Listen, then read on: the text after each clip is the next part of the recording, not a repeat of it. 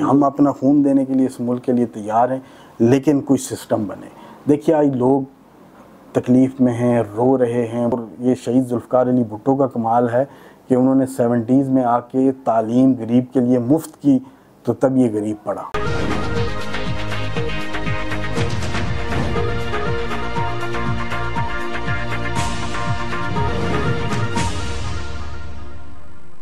मैं हूं उबैद कुरैशी, आप देख रहे हैं खबरनामा टीवी।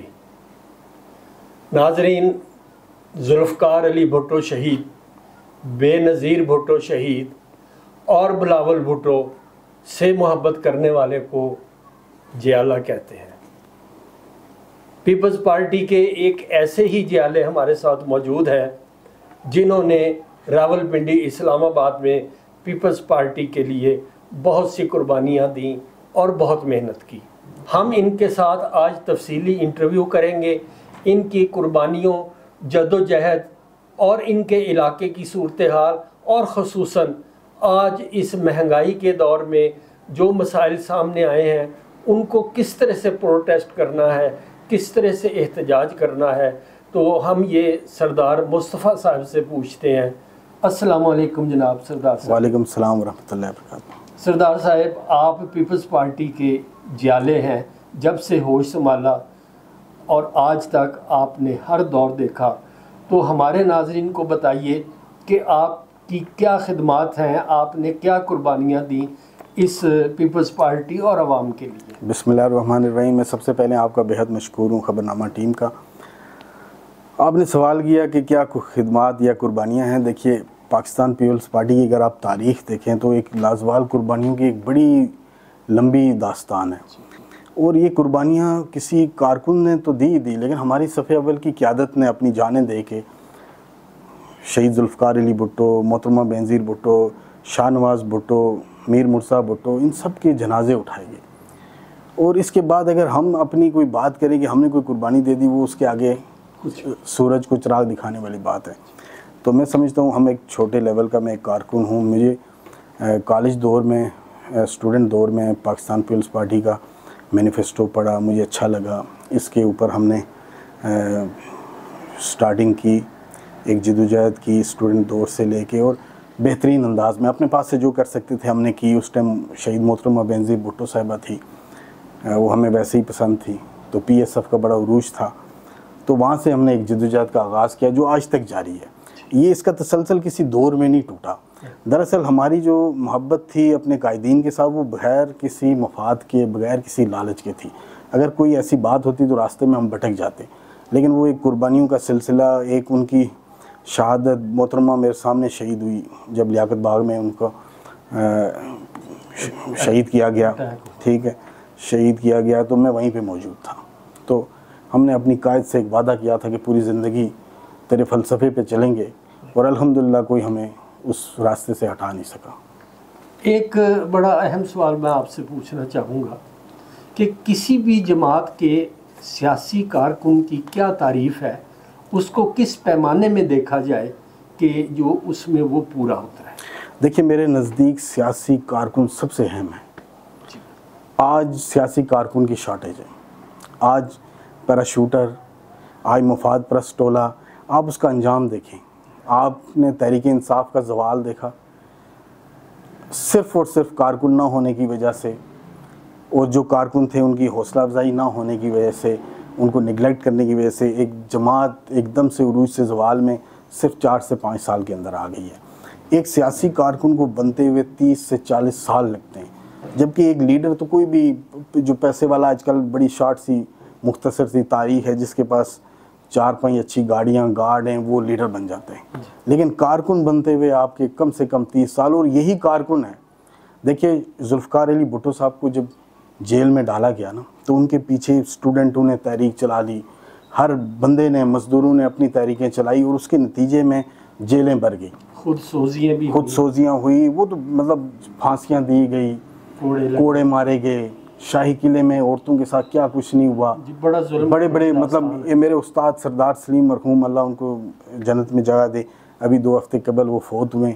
उनकी आप खाली हिस्ट्री पढ़ें कि वो क्या क्या उन्होंने कुर्बानियाँ देखी। और बड़े बड़े औरंगज़ेब ज़फ़र खान साहब हैं, वो आज कनाडा में हैं, तो उनको 16 साल की उम्र में फांसी हुई, तो वो अक़वाम मुत्तहिदा ने नोटिस लेके उनको बचाया। तो ये बड़ी तारीख़ है। इदरीस तूती, आप अय्याज़ बेग, अय्याज़ समू को देखें, देखें क्या लोग थे, रज़ाक जरना। और मैंने वो दोस्तों को अपने बताता रहता हूँ ना, ये शाहिदा जबीन साहब के भाई थे, तो उनको जब फांसी हुई ना, तो वो जेल की बारक में थे, तो वो वहाँ पे उन्होंने वो सिगरेट पीते थे, तो उस सिगरेट की कलियों से उन्होंने ताज बनाया।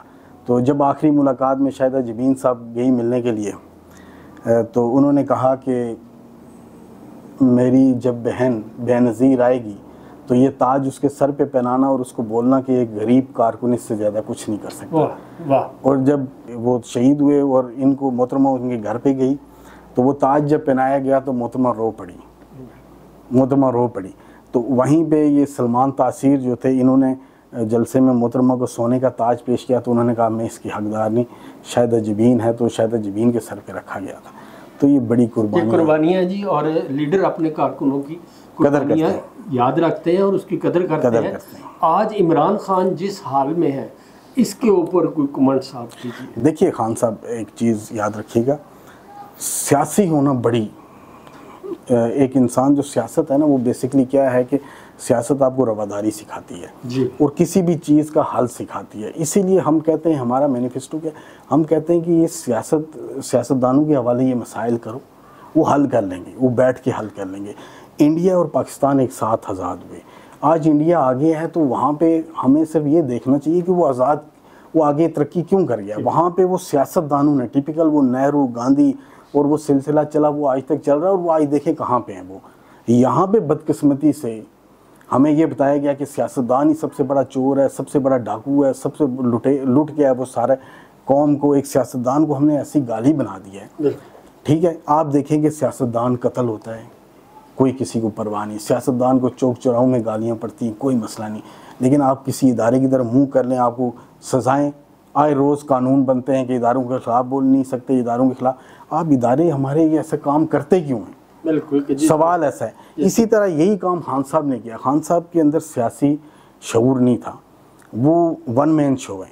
वन मैन शो जमहूरियत नहीं है, ये डिक्टेटरशिप है। वो अगर अपने आप को सियासी सेटअप में डालते हैं तो आज भी देर नहीं हुई है। आप मिल के बैठे सबके साथ, कल आप इन्हीं के साथ थे। ये तो आपने, जब आपको उठाने वाली ताकतों ने उठाया तो आप इनके ख़िलाफ़ हो गए। उससे पहले तो आप इन सब के साथ बैठते थे, इन सब के साथ चलते थे। आज चलें, आप सियासी बने, आप बैठें, डायलॉग करें, सारे मामलात करें, अभी भी देर नहीं है, हमें कोई एतराज़ नहीं है। देखिए पाकिस्तान पीपल्स पार्टी का डे 1 से बिलावल साहब ने पहले कह दिया था हम न पाबंदी लगाने के ख़िलाफ़ हैं। इसी वजह से पाकिस्तान तहरीक इंसाफ को बैन नहीं किया गया। और फिर उन्होंने खान साहब की गिरफ्तारी के ऊपर भी, आपको लास्ट तकरीर भी उनकी याद होगी, उन्होंने कहा कि ये पकड़ दकड़ की सियासत छोड़ दो, अब हमें आगे निकलने दो, इस मुल्क को तरक्की करने दो। हम यही, एक उठता है दूसरे को गिरफ़्तार करवाता है, दूसरा उठता है इसको गिरफ़्तार करता है, हम इधर ही उलझे रहेंगे। अब हम देखें आज जो हमारे मसाइल पेश कर, आज देखें ना आप, बिजली के बिलों में लोग खुदकुशियाँ कर रहे हैं, सफ़ेद पोशाक तबाह हो गया। हम जैसे लोग सोच रहे हैं बिल कहाँ से जमा करवाएंगे। तो वो जो फैक्ट्री के अंदर 15,000 का मुलाजिम है, एक तो नाइंसाफ़ी देखें कि आज के दौर में फैक्ट्रीज़ के अंदर आपको 15 से 16 हज़ार रुपये 12 से 14 घंटे काम करवा के मिल रहा है। या तो आप उनको 60,000 रुपये तनख्वाह करें, फिर उनके ऊपर बिल दें। IMF, हमने क्या कसूर किया कि आप IMF से कर्ज़े लेके आप अवाम को जलील कर रहे हैं? आप इस अशरफिया को क्यों नहीं लगाम डालते कि जो उठने के पैसे लेता है, बैठने के पैसे लेता है, राइट लेफ्ट होने के पैसे लेता है, काम न करने की तनख्वाह लेता है और काम करने की रिश्वत लेता है, आप उसको क्यों नहीं पकड़ते? आपने उसको क्यों यूनिटें फ्री दी हुई हैं? आपने जजों को 2-2 हज़ार यूनिटें क्यों दी हुई हैं? क्या काम कर रहे हैं? आप उनसे सवाल नहीं कर सकते कि आप 130वें नंबर पे क्यों हैं? पूरी दुनिया के अंदर आलमी रैंकिंग पे 130 पे हमारी अदलिया क्यों है? आप 17,000 केसेस पड़े हुए हैं अदालतों में। सर, उसके अलावा आप ब्यूरोक्रेसी हमारी क्या कर रही है? इस्लामाबाद जैसे शहर के अंदर आज इंसानों की लाशें गिर रही हैं रोडों के ऊपर, उनको कत्ल किया जा रहा है, कोई पूछने वाला नहीं, कोई लॉ एंड ऑर्डर की सिचुएशन नहीं है। किसी महकमे में आप चले जाएं, आप इस्लामाबाद के अंदर पटवारी कितने, 15-20 पटवारी बैठे हुए पूरे इस्लामाबाद के मुझे हाईजैक करने के लिए, आप फर्द लेने के लिए जाते हैं, देते हैं आपको वो? दिन दिहाड़े ये हम मॉडल टाउन हमग में रहते हैं, हमारी ये CDA के टाउन है, ये साथ में हमारी सारी बाउंड्री DHA के साथ लगती है, हमारा तकरीबन 1000 से ज़्यादा कनाल यहाँ पे ज़मीन रिक्वायर्ड थी, वो पार्क्स के लिए, हमारे ये हॉस्पिटल्स के लिए, डिग्री कॉलेज के लिए रिज़र्व पड़ी हुई थी। प्लॉट्स थे वहाँ पे कमर्शियल मार्केट्स थी, वो सब पे वो दिन दिहाड़े कब्ज़े कर रहे हैं, गुंडे बैठाए हुए हैं। अभी भी हम वहीं से उठ के आ रहे हैं, वहाँ पे उन्होंने सारे काम, कोई इंतज़ामिया बोलने, एसी आता है वो खामोश, कुछ भी नहीं करके जाता, पुलिस खामोश तमाशाई बनी हुई है, वो वहाँ पे बंदूकें लेके बैठे हुए, पूछने वाला कोई नहीं है। अदालत में रेड चल रही है, एसी साहिबान, डीसी साहिबान, कमिश्नर, चेयरमैन सीडीए, सब के दरवाजे हमने खटखटा दिए, सब जगह खामोशी है। अच्छी गवर्नेंस होगी तो अमन अमान भी होगा और खुशहाली भी होगी, लेकिन अब सबसे बड़ा प्रॉब्लम गवर्नेंस का है और बैड गवर्नेंस के बायस लोग परेशान हैं। मैं ये पूछना चाहूँगा कि आप रिहायशी हैं मॉडल टाउन इस्लामाबाद के, और आपने पीपल्स पार्टी के कई दौर देखे, तो आपने क्या खिदमत की अपने इलाके की बहैसियत एक पीपल्स पार्टी के सीनियर रहनुमा होने के? आपने यहाँ क्या और क्या काम है, क्या मुश्किलात हैं या क्या प्रॉब्लम्स हैं जिनको आप हल करने की कोशिश कर रहे हैं? देखिए, जैसे ये हमारी बदकिस्मती है कि इस्लामाबाद नाम का इस्लामाबाद है, यहाँ पे इतनी सारी मसाइल हैं कि आप उनको बयान करते करते थक जाएंगे। अभी मैंने एक मौजू शुरू किया था कब्ज़े का। पूरे इस्लामाबाद में कब्ज़ा ग्रुपों का राज है, पुलिस अपने काम नहीं कर रही, ना ACDC आपका कोई काम करता है, सब ACU के अंदर लेटे हुए हैं। और यहाँ पे मैं समझता हूँ कि सबसे बड़ी बदकिस्मती है कि सब अच्छा है कि जो रिपोर्ट है ना, उसने हमारे मुल्क की जड़ें खोखली कर दी। हमारे अफसरशाही, हमारे सियासतदान ACU के अंदर लेट के अपने चमचों से पूछते हैं तो वो कहते हैं सब अच्छा है, तो वो नीचे ग्राउंड पे आते ही नहीं है। हमारे सेवरेज अपग्रेड होने, पूरे इस्लामाबाद के अपग्रेड होने के काबिल हैं। हमारी सड़कें, बाईपास रोडें नहीं हैं, जो सड़कें हैं उनके ट्रैफिक आप देखें जाम होते हैं, उनके क्या हालात हैं। सेवरेज पूरे इलाके में बह रही है, कोई निज़ाम तालीम नहीं है। स्कूल हैं तो उनमें उस्ताद स्टाफ है ही नहीं है, इसकी वजह से लोग प्राइवेट, आज मुझे बताएं कि एक बंदा 20,000 रुपये तनख्वाह लेता है, वो प्राइवेट में एक बच्चे की 5,000 फीस कहाँ से देगा? तो वो जुल्म नहीं है? देखिए, रियासत माँ का किरदार अदा करती है। हमारे कायद ने जब ये पाकिस्तान हासिल किया था, उसका क्या मैनिफेस्टो था कि सबके लिए बराबर होगा, बिल्कुल, अमीर और गरीब का बच्चा एक जगह पढ़ेगा। लेकिन इसको इम्प्लीमेंट नहीं करवा सके, और ये शहीद जुल्फ़िकार अली भुट्टो का कमाल है कि उन्होंने 70s में आके तालीम गरीब के लिए मुफ्त की, तो तब ये गरीब पढ़ा। उन्होंने मैट्रिक तक तालीम को मुफ्त किया, तब ये गरीब पढ़ा, सरकारी इदारे बनाए, उसके अंदर बच्चे गए। लेकिन आज हमने उस सब चीज़ों को छोड़ के फिर वापस प्राइवेटाइजेशन की तरफ किया, क्योंकि हमने सरमाएदार को चुना। आज हमारा सबसे, देखिए, ड्रॉबैक ये है कि हम जिनको नुमाइंदे चुनते हैं ना, जब वक्त आता है इलेक्शन का, तो हम बरादरियों में तकसीम हो जाते हैं, हम जत्थों में तकसीम हो जाते हैं, हम मज़हब के नाम के ऊपर ब्लैकमेल होते हैं, हम कबाइल के नाम पे ब्लैकमेल होते हैं, और वो करके तो हम एक नुमाइंदा चुनते हैं जो 5 साल हमारा इस्तक़साल करता है, और 5 साल के बाद हम 5 साल रो के फिर 5 साल के बाद एक नया फ्रॉडी आता है, वो हमारे साथ फ्रॉड करता है। अब हमें जागना होगा। अब मौजूदा बिलों की सूरत हाल के ऊपर ये जो एहतजाज की एक तहरीक जो रावला कोर्ट से शुरू हुई है, तो अल्हम्दुलिल्लाह इसको मैं समझता हूँ कि यही अगर तोड़ चढ़ गई ना, देखिए यहाँ पे जहाँ पे इंसाफ नहीं है ना, आपको बिजली के बिलों के लिए आज मुज़ामत का सामना है। बिल्कुल, कल आपको गैस के बिल इशू आएंगे, पेट्रोल के लिए अभी 1 तारीख को आने वाला है, ठीक है। आपको स्कूल की फीसेस के लिए उठना पड़ेगा, आपको सेवरेज के लिए उठना पड़ेगा, आपको गली मोहल्ले की पुख्तगी के लिए उठना पड़ेगा, आपको दुनिया के हर मसाइल के लिए यहाँ पे लड़ना पड़ेगा। तो हमें तैयार रहना होगा। देखें, हम जब जाग गए ना, तो ये लोग सुधर जाएंगे, इनको पता चल जाएगा, फिर अपने औकात और हैसियत में आ जाएंगे। अभी फ़िलहाल हम सोए हुए हैं, तो ये हम पे राज कर रहे हैं। सरदार साहब, आप ये बताइए कि इलेक्शन ये 90 दिन में होंगे या आपका इसके बारे में क्या कहना है? देखिए, हमारी जमात का स्टांस है कि होने चाहिए। पाकिस्तान तहरीक इंसाफ भी इसी स्टांस पे कायम है, JUI भी है। देखिए, जमहूरी हक़ है जी, ये अवाम से नहीं छीनना चाहिए। यही हमारे लिए मसाइल क्या आते हैं कि कभी हम किसी होलिये बाने से 11 साल हमारे ऊपर क्यों डिक्टेटरशिप मुसल्लत हुई है। अगर ऑन टाइम इलेक्शन हो और फ्री एंड फेयर हो, चाहे कोई बंदा जीत के आता है XYZ, हमें कोई परवाह नहीं, फ्री एंड फेयर इलेक्शन हो इस मुल्क के अंदर, ताकि ये एक सिलसिला चले और यहाँ से अच्छे लोग आएँ, अच्छा एक सिस्टम बने, इस मुल्क की बेहतरी हो। हमें इस मुल्क से मोहब्बत है, हमने इस मुल्क को छोड़ के कहीं नहीं जाना। हम मुश्किल भी इसी में काटेंगे, हर टाइम काटा है तो आइंदा भी काटेंगे, हमारी नस्लें भी काटेंगे। हम अपना खून देने के लिए इस मुल्क के लिए तैयार हैं, लेकिन कोई सिस्टम बने। देखिए आज लोग तकलीफ़ में हैं, रो रहे हैं, बहुत सारे लोग ये सवाल करते हैं कि बहुत सारी माइग्रेशन हो रही है, लोग बाहर जाना चाह रहे हैं, वो ऐसी कोई नाउमीदी नहीं है। देखिए जहाँ कहीं भी सहूलत का फुकदान हो, हमारे नबी पाक सल्लल्लाहु अलैहि वसल्लम ने हिजरत की और कहा गया है कि कभी मुश्किल आया आप हिजरत करें। तो फैमिली का एक फ़र्द आगे पीछे जाता है, वो पूरी फैमिली को करता है। फ़ॉरेन रेमिटेंस, देखिए भुट्टो साहब ने अपना पासपोर्ट बना के दिया, आज हमारी आधी से ज़्यादा मईशत फ़ॉरेन रेमिटेंस पे चलती है। तो हम बाहर जाएंगे, वो डॉलर के साथ पैसे भेजेंगे तो इस मुल्क का भी निज़ाम चलता है, इसमें कोई हर्ज वाली या मायूसी वाली बात नहीं है।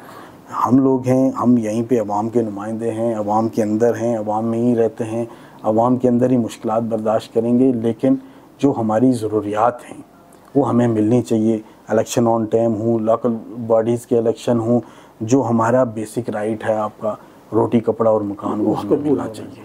बिल्कुल। तो नाजरीन, आपने सरदार मुस्तफ़ा साहब की बातें सुनी और बहुत तफसील से सुनी।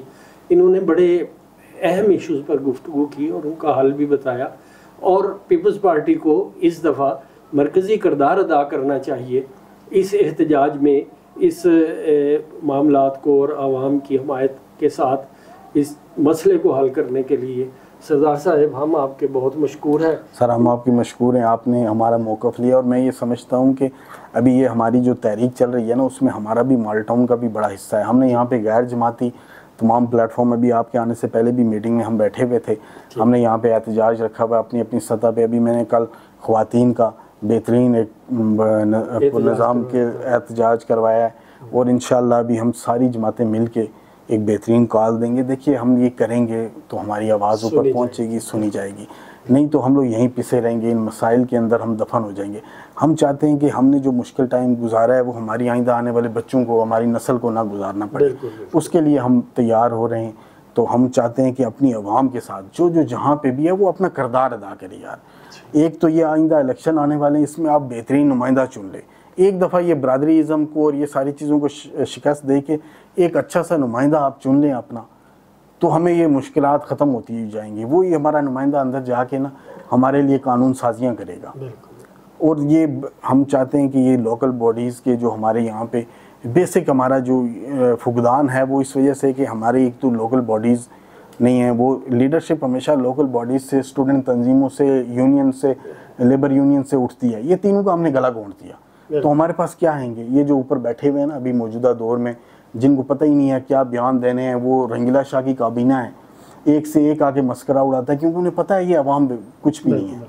ठीक है, जब ये नीचे से एक सांचा तैयार होगा, एक चीज़ उठ के ऊपर आएगी, कामयाबी हमारी होगी। हम इसलिए जद्दोजहद करते हैं कि जो मुश्किलात हमने बर्दाश्त की, हमारी आइंदा आने वाली नस्ल को बर्दाश्त ना करनी पड़े।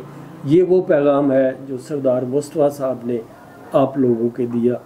थैंक यू वेरी मच जी, बहुत शुक्रिया जी, बहुत शुक्रिया, थैंक यू।